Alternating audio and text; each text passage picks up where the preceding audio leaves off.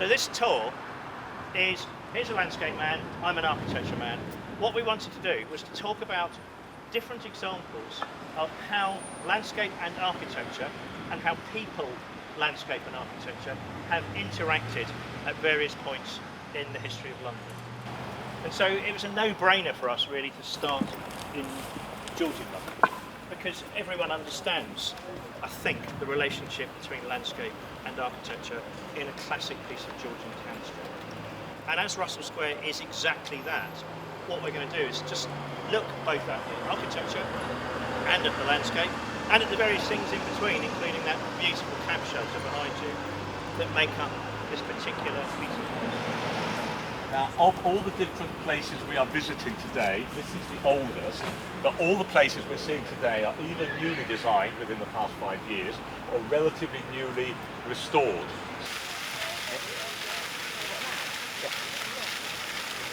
But anyway, when John Nash was building that building, just down the road from here, it was speculation and it failed and he was made bankrupt. And this was deeply embarrassing for a young architect in the late 18th century, to the extent where he had to leave London. And he went to work in Wales and the Welsh borders, where he met a young landscape architect, Humphrey Repton, and they formed a relationship and worked together consistently on a number of projects afterwards.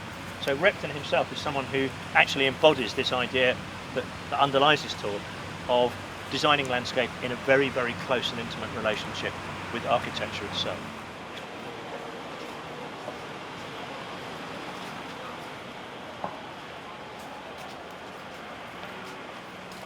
So this is a Routemaster, you all know that. It was built in 1967, and I mean any Routemaster that survived is a historic vehicle. This one has some particular claims to fame. This is a standard, absolutely standard sized Routemaster. 27.5 feet long, 8 foot wide, absolutely standard Routemaster. It was the last standard Routemaster built in 1967, the very last one. And then, in December 2005, so just short of 10 years ago, this bus was the last Routemaster to operate as a London bus in service in London. It operated the last crew bus service in London in December 2005. So it's rich in history.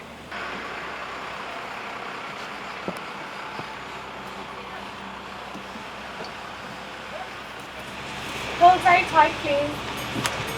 One of the newest buildings in this area, and one of the grandest, is coming up on the right, and it's the Francis Crick Institute, which is a major biomedical research laboratory.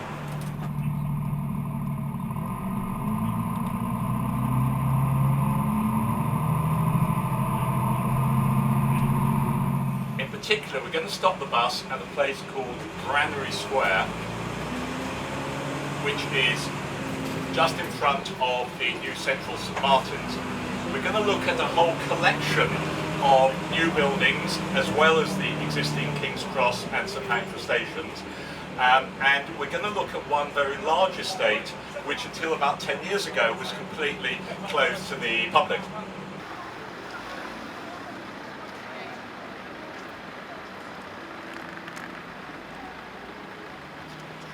And so what the architects and landscape architects have needed to do is to pay a great deal of observation and care about the way in which this part of London has been developed. What's also, I think, very interesting is to look at the way in which new materials are being mixed with old materials, and also in which the whole area has had to be adapted. A cement work still clinging on from the old industrial character of this area, but otherwise everything you see around you is no older than 5 to 10 years, and in most cases much younger. So it's an extraordinary pace of change. I mean, all of the curtain of buildings that we're looking at in front of us have been built within the last 5 years, and built very, very rapidly indeed. You know, many of you will remember 10 years ago this was essentially deserted ex-railway and ex-industrial land. And it's already actually quite convincingly feeling like a bit of city, isn't it?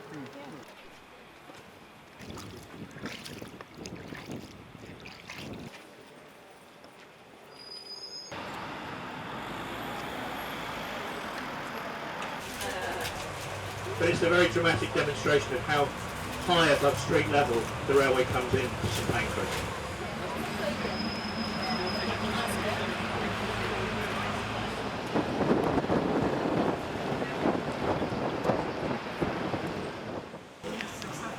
We started off talking about how architecture and landscape work together but change an awful lot. And you can't think of anywhere in London that's changed as much as this spot we're in now. So to understand where we are now, we have to go back to late Victorian times. When we're standing, none of this was here. Let's say we're in 1880. And this area was then called the Old Nickel, and it was the worst rookery or slum left in London. And of course this area was also experiencing intense immigration in the late 19th century as well.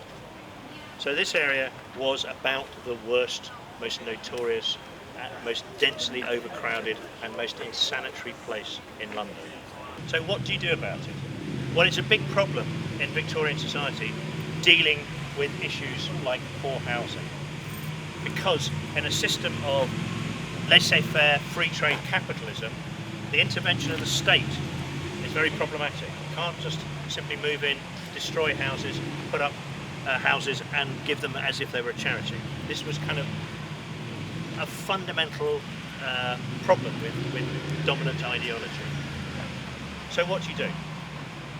Well, in 1889, London's first modern elected democratic local government was created. The London County Council was set up. And this was one of its first acts.